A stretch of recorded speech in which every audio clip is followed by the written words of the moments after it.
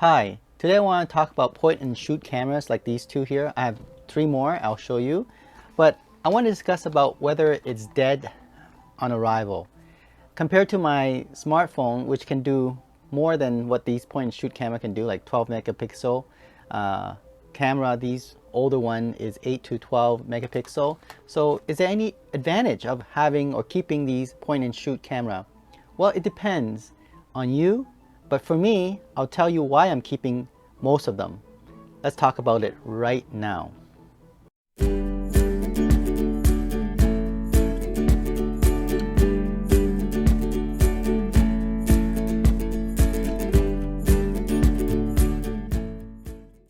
Alright, so I have these two point and shoot cameras. This one is very compact. I like it. And I'm going to keep it. I'm going to show you why I'm keeping these cameras, as well as this one here, which is look like it's a DSLR camera, but it's actually point and shoot camera. Again, I'm going to keep this camera, and I'll tell you why I'm doing that. I have other ones I'm going to show you, and I'm going to have a close-up view of these cameras and go into more detail why they are a keeper. I have another one I'll show you right here. So here is a Nikon one. Okay, this is a unique one, and I have another one here. This one is Casio. You remember Casio? This is XLM. I hope I pronounced it correctly, but there it is. And this is only 9 megapixel. I'm like, why are you keeping a 9 megapixel camera when your smartphone can do 12? Well, I'll talk about that too. And lastly, I'm even going to keep this one here. This is the Samsung camera. This is Samsung point and shoot. This is kind of broken. It has a zoom lens, but it's not really moving, so it's kind of fixed. However, I'm keeping it because it still works. It's just working a different odd way, and it's actually quite unique in itself. So I'm also keeping that. Most likely you can't even sell it because people think this is broken, so therefore you can't sell it. But not really. You can still use it. I'm going to show you why this is still better than my smartphone. Let's have a look at all these 5 point and shoot cameras, why I'm keeping them, and what is the advantage of having them around. Let's go and have a look. Alright, let's have a look at our first point and shoot camera. This is the Casio XLM 12.1 megapixel. The model number is EXFC100. Now, you compare it to the smartphone. This is my Samsung S7 Edge, and here is the camera. You see how compact it is? It is definitely half the size of my smartphone, and the screen itself is about a third of that. But it's so compact, I can put this in my pocket. Now, in terms of resolution wise, there's no advantage of this camera over this camera. It's 12 megapixel, and this is also 12.1 megapixel, so not much advantage. So why would I keep this camera? Well, if you look at the feature on this camera, there's a couple, right? One of the major advantage, of course, is that if you notice here, we have a zoom lens. This native zoom lens is 4.65 to 18.6 mil, which is equivalent to 26 to 100 millimeter full frame lens. So that's definitely a pretty good zoom lens. So in other words, it said here is a wide optical 4 times. Okay, so 26 to 100 something millimeter. So pretty good reach. Another thing I like about it, of course, is that it has a zoom rocker, so you can zoom in and zoom out just by pressing this button here. You don't have that advantage with the smartphone. Now you can download apps that maybe allow you to zoom in and zoom out, but that's more of the digital zoom, whereas this one is actually optical zoom. That's a big difference. Optical zoom has definitely a better resolution than, say, digital zoom. That's just playing around with pixels, whereas this one you actually have full control of the resolution, and you don't lose that with the optical zoom. Another important thing about the point and shoot camera like this Casio one is this one here. You can see there's a flash. The flash is very bright. Let me show you if I bring out the flash here.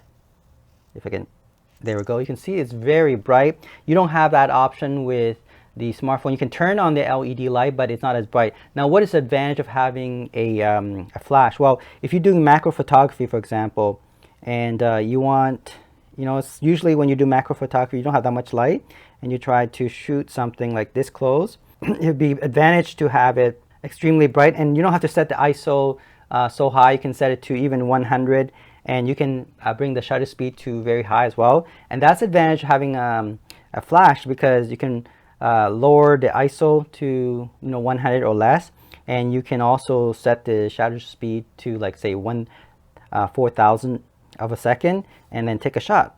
There we go, and it's done. So that is definitely advantage over a smartphone, no doubt about that. Another thing about it is that you have all these buttons here with so many features. Now I'm not going to go into detail about the type of button you have here for the camera, because each camera is unique for point and shoot, but definitely that's more advantage than the smartphone, because it is tailored for photography, right? So you have all these buttons there for just photography. For example, there's a button for just doing still photography. There's a button there, or you want to do video. Now for the video part, definitely the smartphone wins, because for this camera, the point and shoot camera, the Casio one, it can only do, I think, DVD quality video, so 640 I believe, or 480p.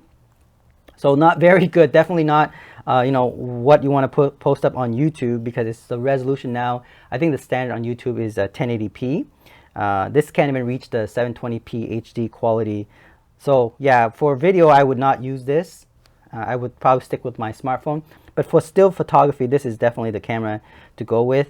Especially if you're doing like product shot, you want to post it on Kijiji or on Craigslist. This is definitely the camera to have around. Another important thing is that it does have all these nice features. It has a built-in speaker, and then you have this connection to the tripod, so you have that screw there for the tripod, so definitely built for that. Another thing it does have is the battery. If you look at the inside, the battery is quite small. What's the advantage of that? Well, the smartphone, you have to charge it, you plug it in and you charge it. Where this one, if you buy a couple of these, a battery, whether it's a third party or the original, you have a couple of them. If you run out of battery, you just change them, right? Like that. And then you're ready to go and you're ready to take a next shot. And that's the advantage of these point and shoot camera. You buy extra batteries and you can charge it on the native charger here, and you can get it going. In addition, it also has this SD slot, which for me, I'm kind of old school. I like to have the SD card coming out and put it on my computer instead of connecting through the cable and connect it that way. Now you could do that with some camera. You can connect directly to your computer using a USB, and then you can download your image that way. But for me, I like to take out the SD card and put it on my computer and then edit it that way, delete it and put it back in here. Whereas if it's a smartphone, you would hook it up using a USB cable, and then you download it and you have to go into the directory and delete it from there. And then so there's one or two extra steps, not much inconvenience, but for me, I'm used to taking out the SD card, put it into the computer, download it, and then wipe it out and put it back to the camera. It just, for me, I'm used to that kind of method and procedure. So yeah, it's just definitely more for me advantage. Okay.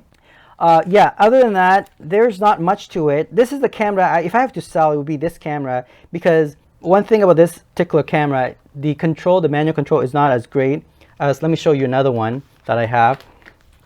Okay, so this one, let's get that out of the way. Let's take the next one here. This one is a bit bulkier. This one is a Fujifilm, and the model is S5800 Fine Pix. Now this one I've definitely a keeper. It looks look like this DSLR camera, right? Very bulky, definitely not something that's pocketable. However, there's advantage that meets the eye here. Definitely, if you look at it, it has these dial buttons similar to a DSLR camera. And there, let's turn it on. I don't think I have a battery in here. It runs on, now the disadvantage is it runs on an AA battery. Well, of course, the convenience is that AA battery can be found anywhere, right? In any stores. So you want to run this, that's great. But I would not recommend it because it does drain the battery quite quickly. So I'm going to show you in a minute why I kept this camera, and I found a workaround with the power consumption of this battery, okay? But anyway, let's go through the camera. So the cool thing about this, if you compare it to my camera here, notice that this one does not have EVF, just like the smartphone here, right? But this one does have an EVF, okay? So you have EVF, and you can switch between the LCD screen and EVF by a button right over here.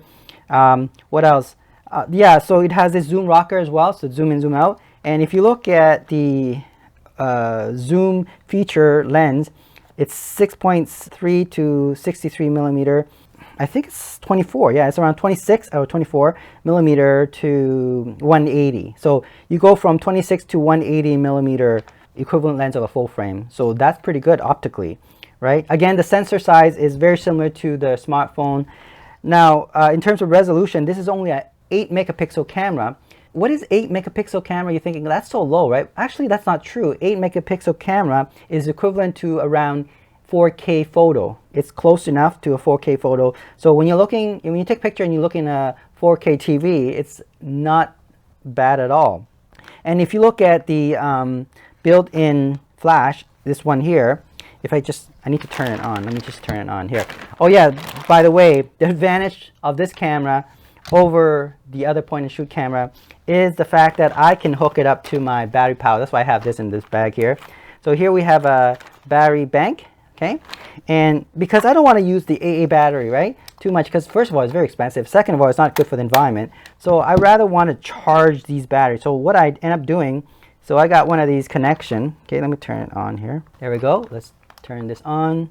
And what I do is, because it can be powered externally, there we go. You see here, there's a power plug.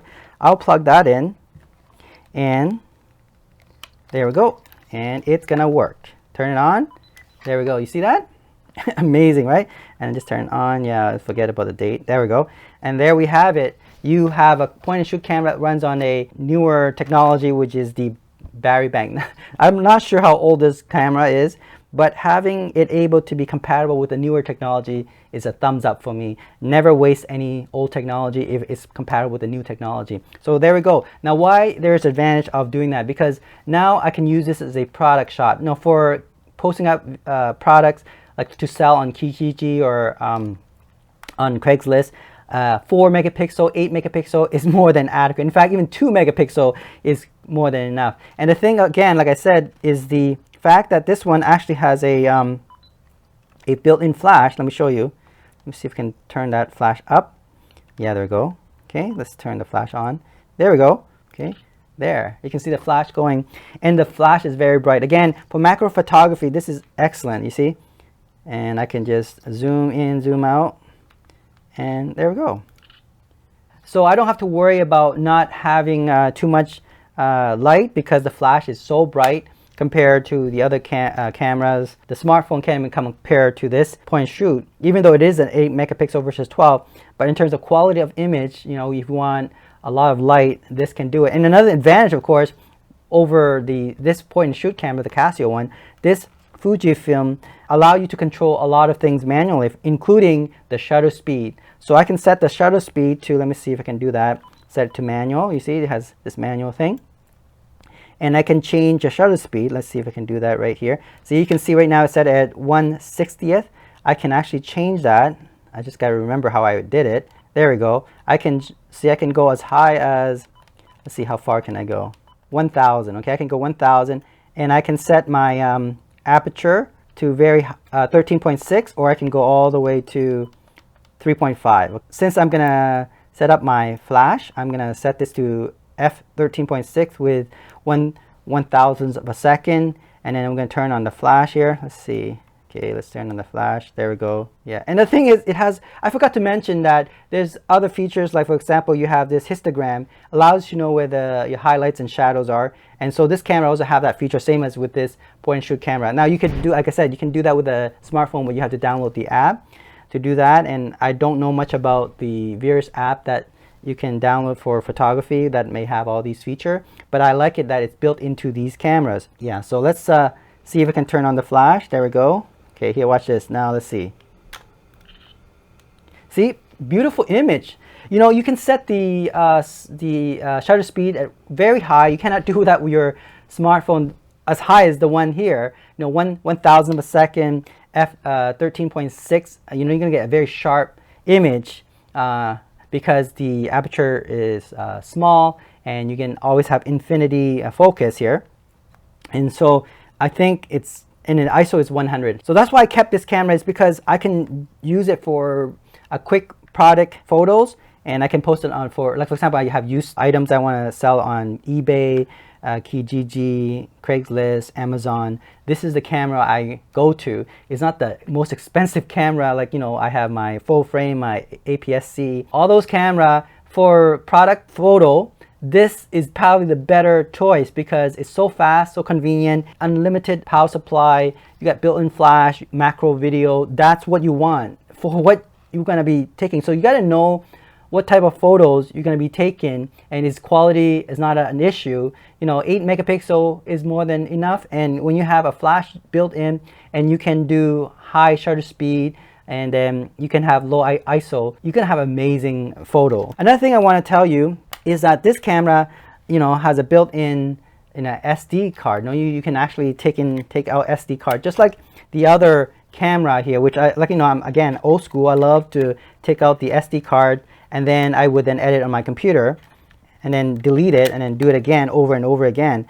In addition, this one actually have other ports as well. I didn't go into much of it detail, but it do have a port where you can hook up your mic jack and all that. But again, these type of point and shoot camera, the old model, the video is not that great. It's not a full HD or even HD quality. It is more like a DVD quality, so I wouldn't recommend using it for YouTube. But you know, if you want to compile a database of very tiny video shot, then this is the camera for you, because it doesn't require that much memory to record videos because the resolution is so small, and you can even make it smaller using a video editor. Again, yeah, definitely if you want to index your videos, you want a tiny size, then this is the way to go. But you know, if you want quality that you want to upload to YouTube, 1080p and all that stuff, I don't think I recommend this. Photos, yes, thumbs up. So these two so far, for sure I will keep this camera, but in the future I may not keep this camera, but it depends on how much I can sell it for. If it's, you know, if I'm selling for less than $50, I'm not going to sell it because it's not worth it. I know what I can use with this camera for, and it definitely be better in my hand than those people who are going to purchase from me and end up like throwing it away. I hate technology that's not usefully in its capability. I rather keep it because I know what I can use it for. Okay, so let's have a look at another one here. Okay. Oh, now this one is a unique one. This one, now notice, you know, what the heck is this, right? You have this golf ball, plastic golf ball on top, half cut on there. This is actually a Samsung, let me show you right now, Samsung D760. Now the reason why I have this cup over it like that is because it's broken, okay? So it's not fully functional, but I just don't like throwing things away, and I thought, okay, well, you know, does it work? It does work. The only thing is the zoom doesn't work, but it's fixed. Now it's a fixed lens.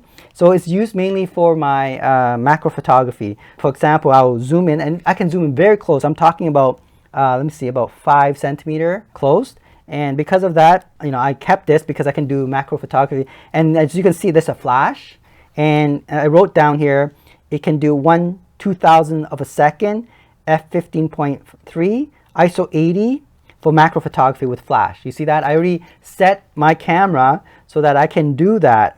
Okay, so it can do macro photography at very high shutter speed, very sharp, f15.3. In other words, like I will never lose focus because it's small aperture.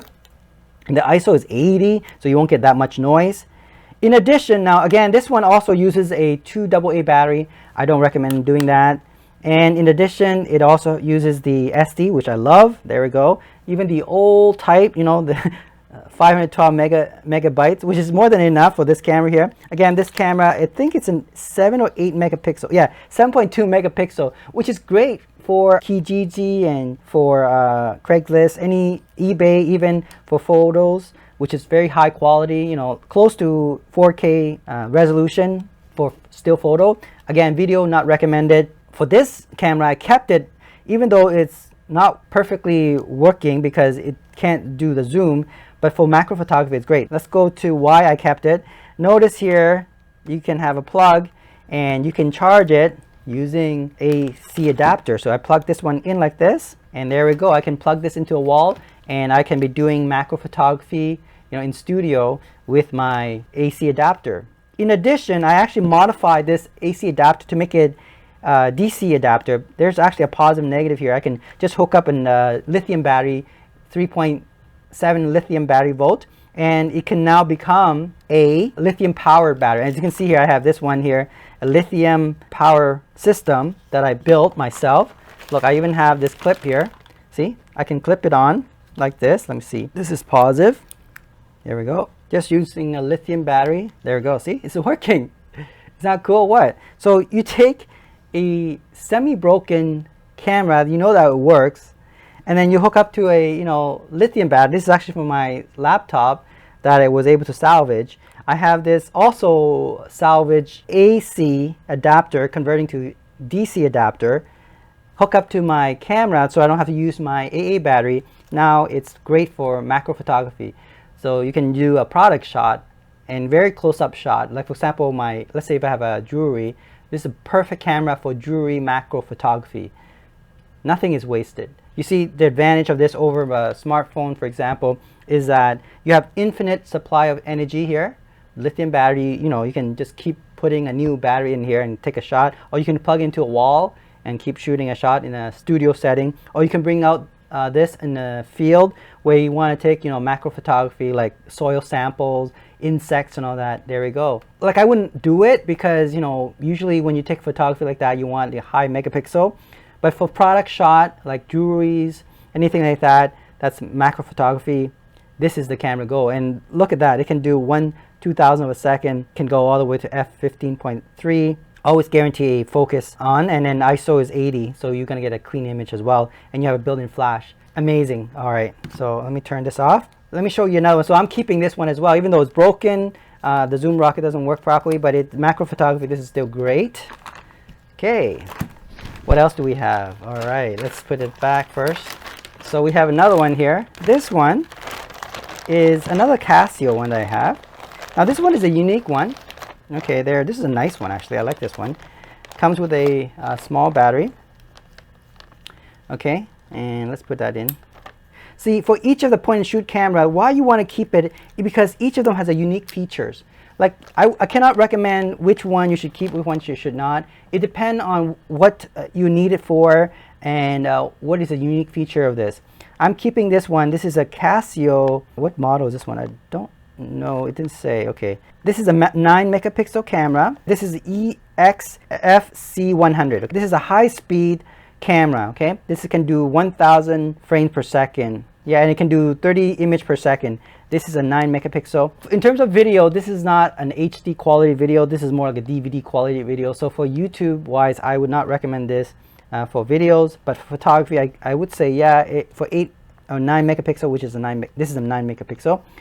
Definitely a yes for me. So this camera actually allows you to take photo, and it has a nice zoom lens as well. This is 6.4 to 32. So you're looking at 26 mils all the way to 120 millimeter zoom lens. This is 5 times optical zoom. Okay, definitely better than the digital zoom on your smartphone. And I love it. It looks nice, right? It looks a very well built camera as well. And it's a high frame rate, but not meant for video, but for still photography. This is great. 30 images per second, that's pretty fast. Again, there's not much to say about this camera. It's very similar to this camera, except that this one can do fast speed. Why I'm keeping this camera is because the fast slow motion speed for movies, I don't use it for posting high quality image, but for studying like phenomenon, like object that's moving very fast and I want to look at it frame by frame, I would take this camera out to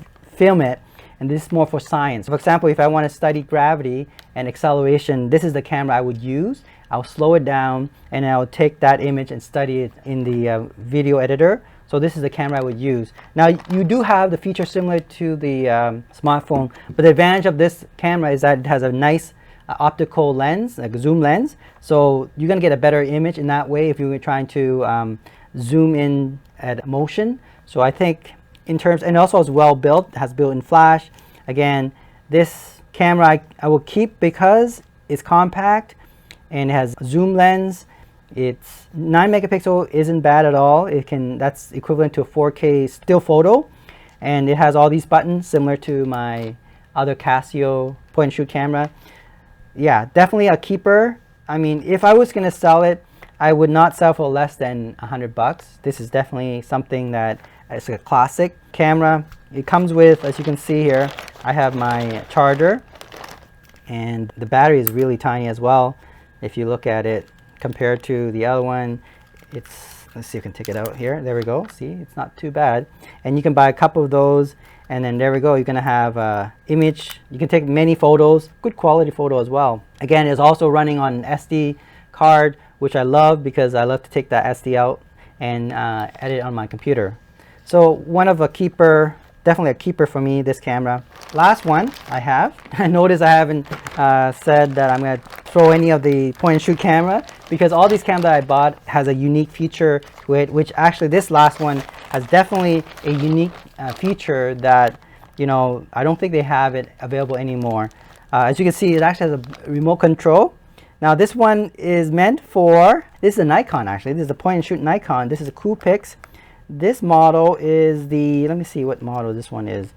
This is the S11100 PJ. Okay, so this is a projector camera, point and shoot camera. Comes with a remote, so you can display it on the, you know, on the white screen. So this is actually a projector built in. I don't, maybe it's gimmicky for most of you. It's a 14.1 megapixel. It can do 720p HD movie, which is, you know, what I wouldn't recommend it for YouTube. I think for YouTube nowadays is 1080p and up. I would say 1080p is the sweet spot. I wouldn't go for 4K either. So 1080p is the way you want to do for YouTube. So this camera may not be great for YouTube. However, notice again, the optical lens, zoom lens, is 5 times. So you can go from 25 mils all the way to, I believe it said 125 mils. So you have a pretty good range of zoom, and built-in flash, amazing feature here. Well, you know, for some of you this is gimmicky. It's a projector, so you can project it onto a wall. I think up to a 30 to 50 inch screen, as long as you turn all the light off, ambient light, I think you can still view it.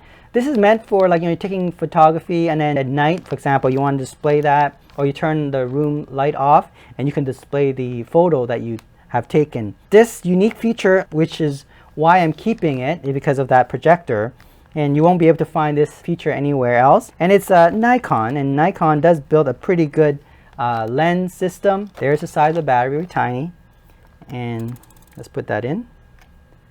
Let's see, there we go, and turn it on. Now compared to the size of my camera, again, you see how small it is? Love it. It's compact. By the way, this one is a touchscreen. That's why I remember now why I want to keep it. It is a touchscreen. Now the only disadvantage I don't like about this camera is it's too automatic.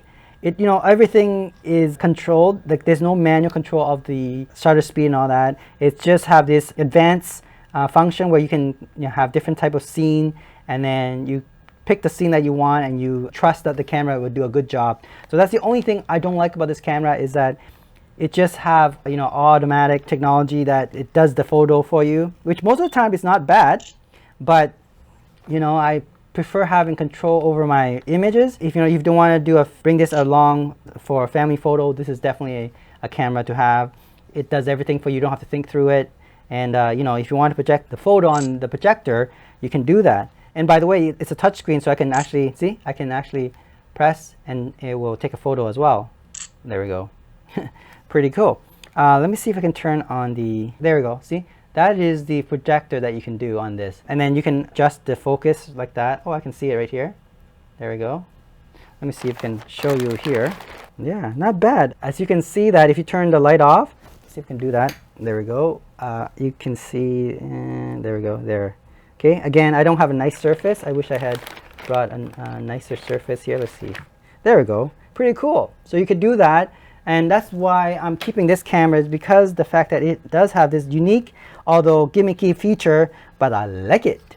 Okay, so there we have it. We have this point and shoot cameras, which all 5 of them I'm actually keeping. Maybe this one I will sell, but if I can't sell it for more than $50, I'm gonna keep it anyway. So most likely I'll keep them all. So as you can see, depending on your needs, I just love collecting unique cameras. For me, it's worth every penny. It's portable, it has its unique features, and it does a great job. Even for photography, it is probably better. I would still definitely, you know, if I were to take photos, I prefer taking this around or this around, right?